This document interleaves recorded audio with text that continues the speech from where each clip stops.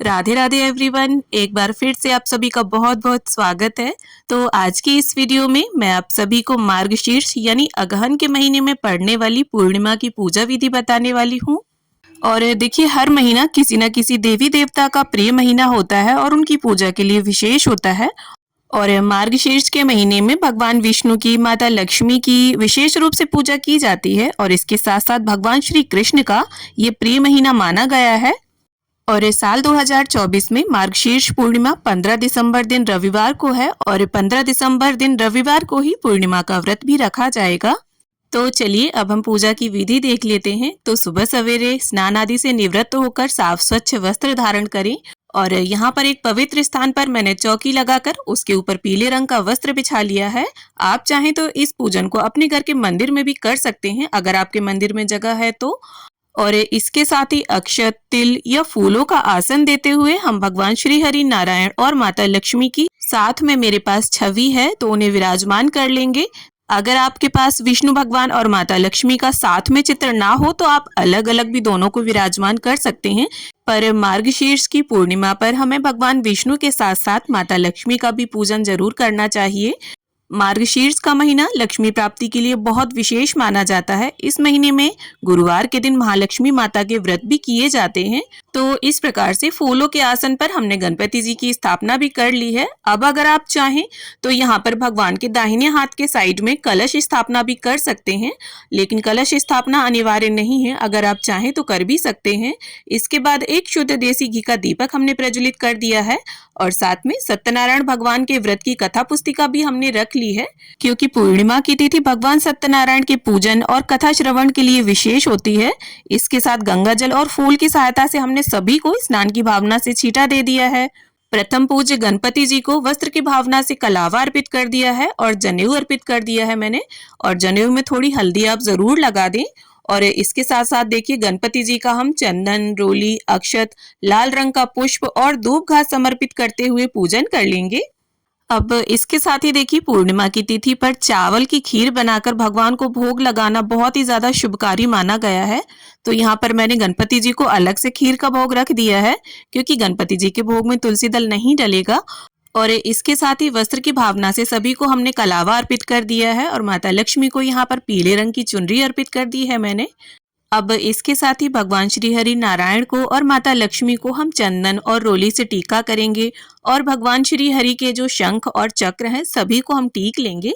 और इसके साथ साथ फोटो में जो शेषनाग हैं उन्हें भी हम चंदन का टीका लगाएंगे और इसके साथ साथ कथा पुस्तिका का भी पूजन कर लेंगे। तो देखिए, हिंदू कैलेंडर के अनुसार मार्गशीर्ष का महीना 9वां महीना माना गया है और इस महीने का संबंध मृगशिरा नक्षत्र से भी है। तो इस माह की पूर्णिमा भी बहुत ज्यादा खास हो जाती है और सुबह में देखिए इस तरह से पूजन के बाद आपको शाम के समय चंद्रोदय होने के बाद चंद्रदेव का भी विधिवत पूजन करके अर्घ देना चाहिए। अब इसके साथ ही श्री हरि नारायण को यहाँ हल्दी लगाकर मैंने जनेऊ अर्पित कर दिया है और माता लक्ष्मी को यहाँ लाल गुलाब में समर्पित कर दूंगी। और श्री हरि नारायण को यहाँ पर पीले या सफेद या जिस भी रंग के आपके पास फूल उपलब्ध हो वो समर्पित करें।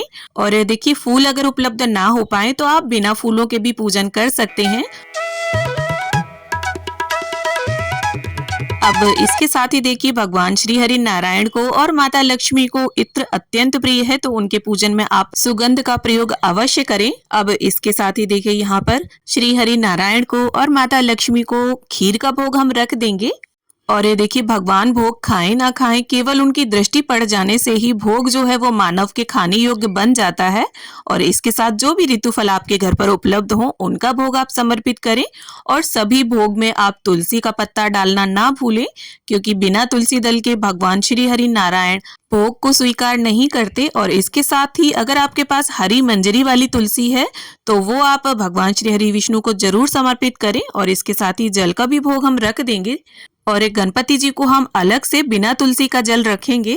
अब देखिए, हमें क्या करना है, एक लोटे में शुद्ध जल भरकर हम यहाँ पर रख लेंगे और इसके बाद सीधे हाथ में एक पुष्प, चावल या तिल के दाने रखकर हम सत्यनारायण भगवान के व्रत की कथा को पढ़ लेंगे या सुन लेंगे। और देखिए, खाली हाथ कभी भी कथा ना तो पढ़नी चाहिए ना ही सुननी चाहिए, हाथ में कुछ जरूर होना चाहिए। और आप यहाँ पर देख सकते हैं ये जो कथा है पूर्णिमा पर व संक्रांति पर पढ़ी या सुनी जाती है।